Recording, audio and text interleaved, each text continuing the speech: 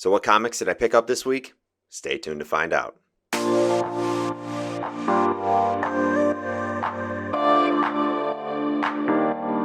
Alright, well it is March 24th, a Wednesday. You know what that means.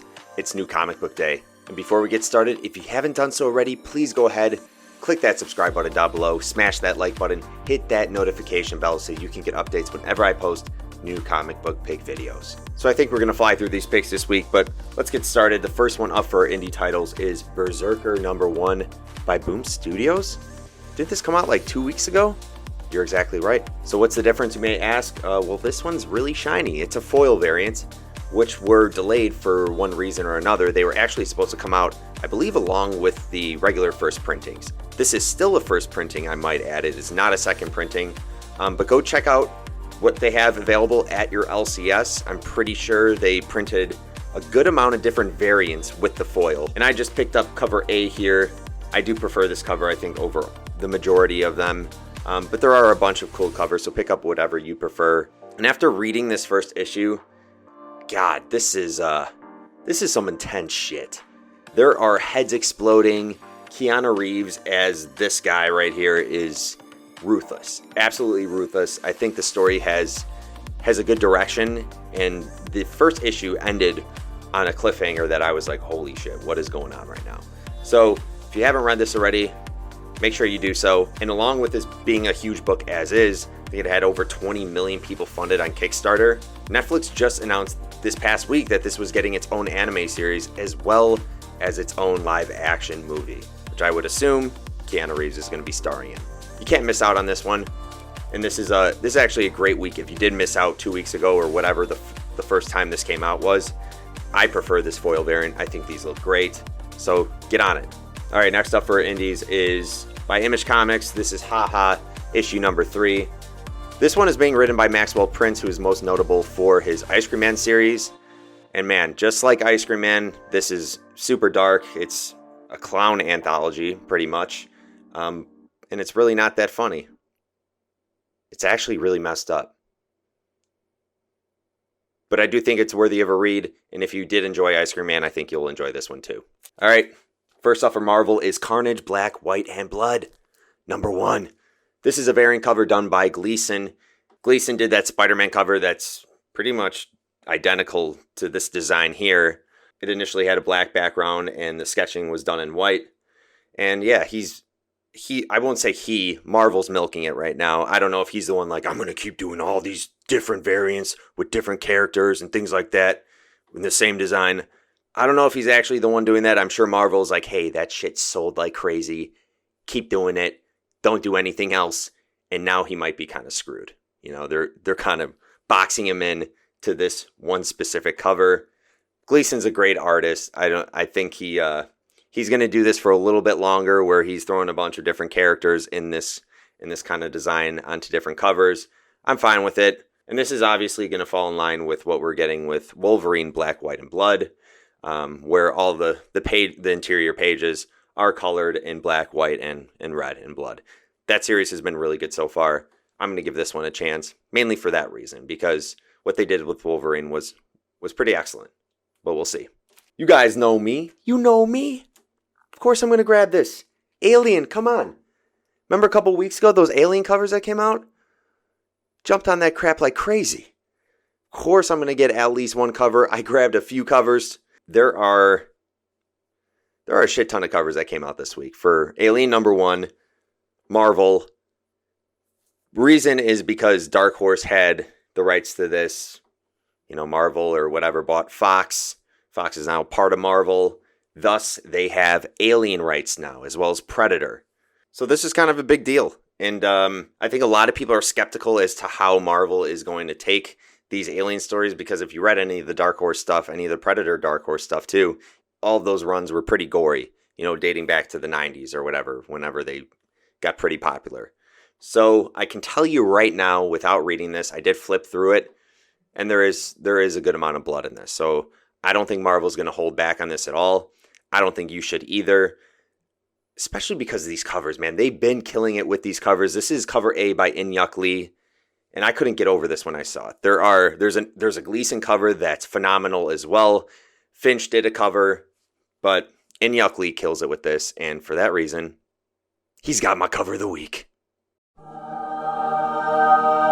If you're on the fence with this book, it kind of comes down to one thing. Do you like the Alien franchise? Because they never really steer too far away from, the typical storyline with an Alien, the Ridley Scott movies. They're all kind of the same thing. You have this big group of people who explore space that get on a ship together for one reason or another, if it's for personal reasons or for company reasons, and they run into an alien who fucks them up, who absolutely destroys pretty much the whole crew. I assume that is what we're going to get in this, and I'm fine with that, because a lot of the comics follow that same storyline. The movies, obviously, Prometheus kind of veered away from that a little bit, not too much, but Alien is Alien. Do you like it or not? That's up to you, so it's your call on this book. All right, final one up for Marvel this week for my picks is The Amazing Spider-Man 62. Gonna be honest with you, it's pretty much one reason I picked this up is because Spider-Man has a new suit, tactical suit, whatever you want to call it. It's got blue and gray hues to it. I don't know, does that make it special? Does that make it a thing? Probably not. I just thought, grab the comic. I don't even know if I'm going to read it. I was kind of over this Amazing Spider-Man series a couple months ago. But it could be an important issue to have, speculation-wise. You never know. Oh, I guess I take back what I said earlier. This is a Gleason cover. And, Gleason's on this book, I guess. So he would have opportunities to do covers for it. But Marvel, I would assume, isn't just making Gleason put his head down and shut up and just keep drawing that same design that he's, been successful for. That's nice. All right, well, regardless, Spider-Man, he has this new costume. Is it going to become a thing within the community? We'll see. Probably not.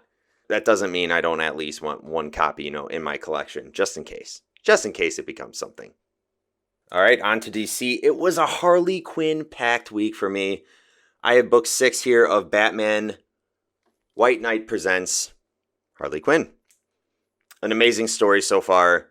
Amazing art. This is being written by Sean Murphy. We have Katana Collins, Matteo Scalera, and Dave Stewart all doing this book, all working together to put together a really well-told Harley Quinn story. There are just so many good things going on right now, from the illustrations to, obviously, the story we're getting from Sean Murphy, who, gave us Batman White Knight. He's continuing to do this book here. It's kind of unusual to see Harley Quinn doing less skull smashing with her mallet and more of like that Batman detective work. But this is what we're getting, and I like that change of pace. Speaking of change, we are getting a new suit too for Harley Quinn. This noir, I guess, looking suit where it's just gray and black and white. I think it's pretty neat. Yeah, you guys, if you're not reading this, I think you should start with Batman the White Knight if you haven't read that, and then move into this when the trade comes out. But it's been really good. You should be picking this up. All right, next up, we're kicking off this DC Infinite Frontier, event now after DC Future State, and we're getting revamped books for all these important characters within the DC universe. And so I picked up Harley Quinn #1. And this is being written by Stephanie Phillips. Art is by Riley Rossmo. I'm not too familiar with those people, with that talent over at DC, but we'll see. I'm excited to read this. I think this is probably the book I was most looking forward to picking up this week. There is a cover out there, which I did grab, which I won't show you right now. I'll just put it up on the screen. And it was being drawn by Yoshitaka Omano. And if you don't know who that is, just think of him as, a largely influential designer from Japan. He's done works on like costume designs. He's been featured on the cover of Vogue magazine for his illustrations. But mainly, I'd like to think of him as, kickstarting the whole Japanese anime movement. He did a lot of work on Speed Racer and then moved on to do a lot of character designs for the anime shows in years to come. And comic book wise, he illustrated on Neil Gaiman's Sandman. He also did character designs for the Final Fantasy gaming franchise. Man, he's done it all. And I think it's really cool that he was doing the cover that I'll picture right here for this Harley Quinn first issue. There's a lot of reasons that I'm excited for this. Overall, I just hope this becomes something that lasts a while. You never know with DC. Future State was fun for the 2, 3, 4 issues that we got.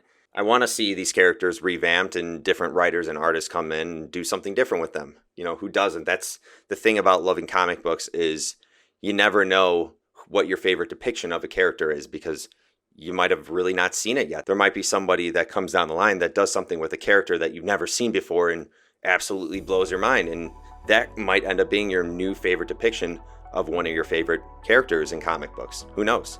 So I'm excited for it. I think you guys should be too. Harley Quinn could be really good. We shall see.